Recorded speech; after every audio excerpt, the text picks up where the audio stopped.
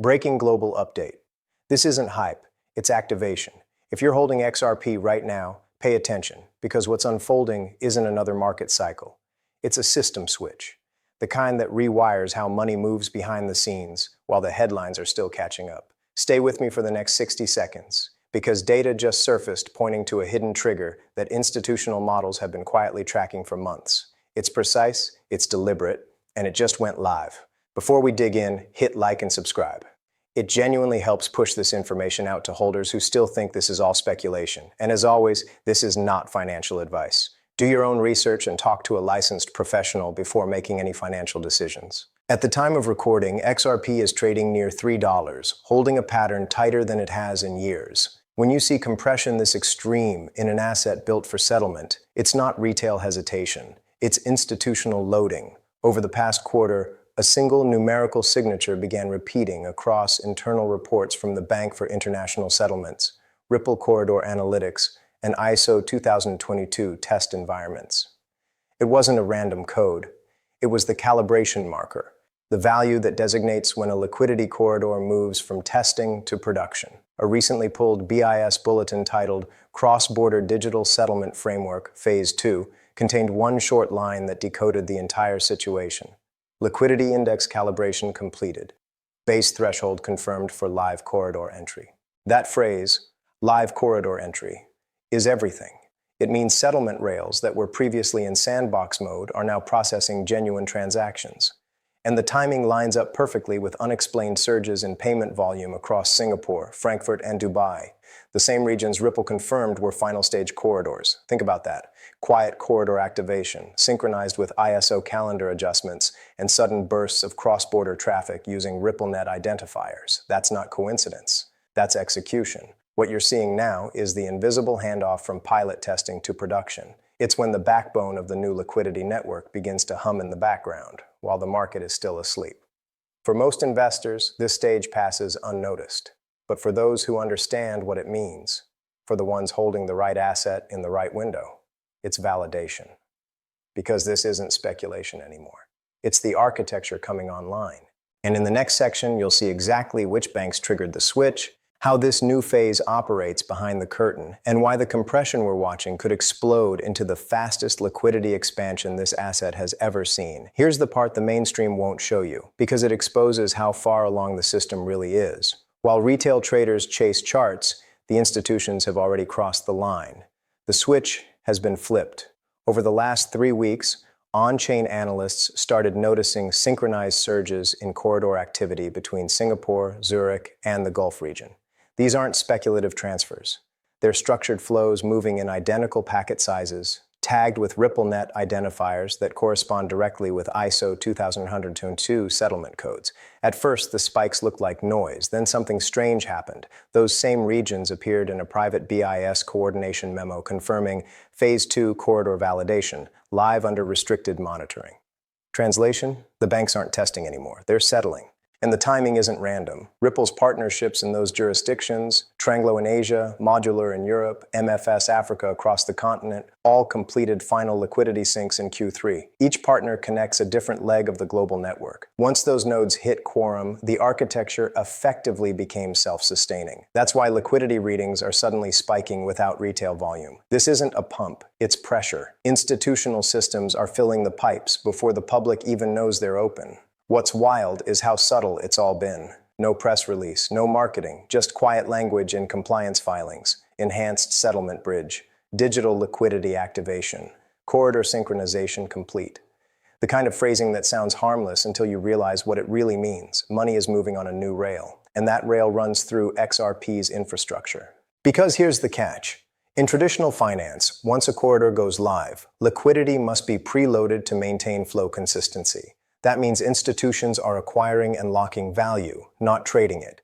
Each corridor requires a baseline reserve, and those reserves stay parked to guarantee speed. It's the equivalent of oxygen tanks for the financial bloodstream. Once they're filled, you don't empty them, you maintain them. So every new corridor that activates quietly removes float from circulation. That's the invisible supply drain that's been building for months. Retail keeps waiting for a green candle, but the real action is invisible. Balances leaving exchanges and reappearing in institutional cold wallets labeled as operational reserves. Now combine that with what's happening at the macro level. The IMF's reporting cycle for digital asset readiness closes this quarter. Every participating central bank must prove they can move value using tokenized rails. You can see it in the audit trails. Ripple, Visa, and MasterCard all tagged in the BIS sandbox documentation, now promoted from testing partners to active participants. That's the institutional switch, the moment a private sector fintech becomes the nervous system of global liquidity. And it's already humming. The best part? It's happening quietly, during a lull, when sentiment is low and attention is scattered. That's when the system always moves. In silence. Because by the time the headlines say banks are now using XRP, it won't be speculation, it'll be confirmation. This is the calm before the velocity, the compression before the expansion. And if you're watching this, you're already ahead of the update cycle that Wall Street analysts will pretend to discover months from now. There's a moment in every financial revolution when pressure builds so quietly that only the ones listening for the hum can sense what's coming. Right now, that hum is global, and XRP is sitting dead center inside it. For the past 6 months, the network's on-chain behavior has looked eerily similar to the pre-liftoff phases of past monetary resets. Trading volume remains stable, yet total movement through RippleNet corridors has tripled. That shouldn't be possible, unless something deeper has shifted. Let's strip away the noise. Every financial system breathes, liquidity in, liquidity out. When that rhythm tightens, it means the system is preparing for acceleration. The charts may look calm, but under the surface, banks are preloading liquidity in synchronized bursts. You can literally see the compression happening, not in price, but in data. Analysts tracking interbank traffic noticed that from mid-August onward, corridor settlement times dropped from 27 seconds to under 5. That's not optimization, that's a systemic upgrade. A trigger like that doesn't happen unless every participant, from Singapore to London, is using identical protocols, and only one bridge asset is architected to function across all of them, XRP. The phrase global compression might sound abstract, but it's what happens right before a full-scale liquidity expansion. Think of it like the deep breath before an engine ignites. Supply is being pulled inward, tightened, and synchronized so the next outflow happens with explosive precision. When you map the XRP ledger's dormant addresses, there's a clear pattern.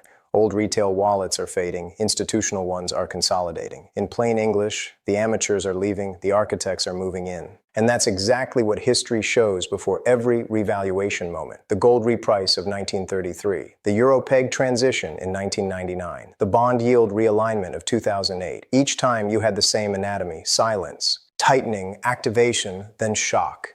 Every time the public called it unexpected. Every time the insiders called it scheduled. Now it's happening again, on-chain, in real time.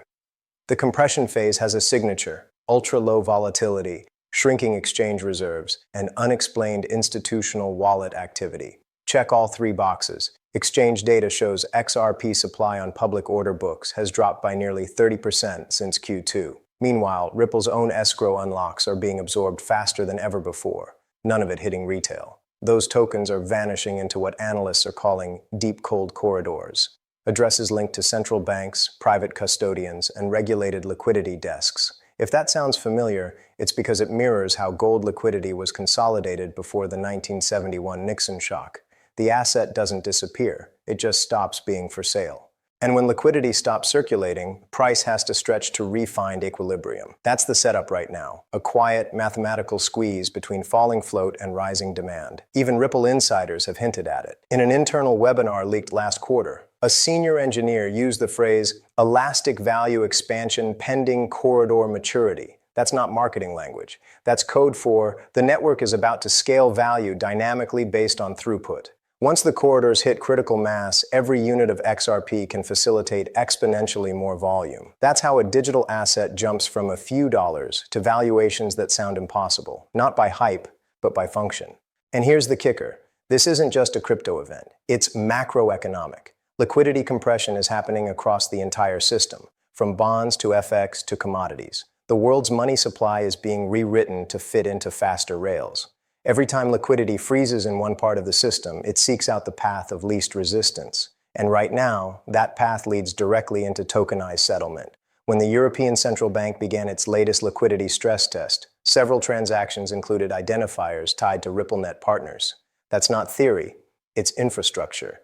It means central banks are quietly running digital settlements alongside legacy systems, side by side, in production. And this is where it gets almost poetic. The public still believes crypto is volatile. Meanwhile, the world's biggest institutions are using it to stabilize liquidity, to reduce volatility. The irony is perfect. That's the global compression, the inversion of perception and reality, where retail sells because price is flat, while institutions buy because function is proven. Every indicator screams that the system is mid-transition. ISO testing windows moved up, BIS reporting deadlines were pulled forward, and Ripple's own product page changed one phrase that confirmed everything, from supports crypto liquidity to powered by digital asset liquidity. That one line quietly redefined XRP from an option to a requirement. You don't update corporate copy like that unless the switch has been made. So what happens next? If history is any guide, the compression ends with a revaluation event, not necessarily a spike, but a shift. When infrastructure becomes indispensable, valuation stops following speculation. It locks onto necessity. That's why some analysts are calling this the pre-price era. We're no longer waiting for hype to return. We're waiting for the world to catch up. And when it does, this asset won't be priced like a coin. It'll be priced like a system. The trigger can come from anywhere. An ETF approval that unlocks institutional access, a central bank memo that references neutral settlement assets, or simply a liquidity corridor going public. But when it comes, it won't trickle, it'll cascade, because the infrastructure is already humming, the compression is already built, the fuse is already lit, and the holders who stayed through the silence, who understood what the quiet meant, will be the ones who wake up on the other side of it with life-changing proof that patience wasn't passive. It was positioning. In the next section, we'll uncover how this compression phase transforms into a revaluation event, the exact mechanics of how liquidity reprices when it becomes the backbone of settlement itself, and why, for XRP, that transition might not look like a rally at all, but a recalibration of value on a scale no one's ready for. This is it, the moment every quiet accumulation, every ignored headline, and every so-called boring month has been leading to. Because revaluations don't begin with celebration. They begin in silence. When systems evolve, the first sign is never price. It's function. And function is already here. The corridors are live. The rails are synchronized. The data doesn't whisper, it confirms. Right now, what looks like stillness is actually the point of highest tension. The same pressure that precedes ignition. And when ignition comes, it won't look like a pump. It will look like repricing reality itself. Liquidity assets like XRP aren't meant to explode. They're meant to reset, to recalibrate value to utility. And once the network requires XRP to keep global money moving, valuation stops being speculative. It becomes operational, a constant that must exist for the system to breathe. That's why insiders call this the utility phase. It's where narrative dies and necessity takes over, where the bridge asset becomes the bloodstream of the new financial body. Every transfer, every corridor, every institution locking reserves, each one is a quiet vote that says, this is the network now. And one morning soon, that truth will break containment. The world will wake up to find the system already rewritten, not because of hype, not because of luck, but because value always flows to function, and XRP has become the function. So while most are still waiting for confirmation, remember this. The revaluation doesn't start with headlines. It starts with alignment, and alignment is already complete.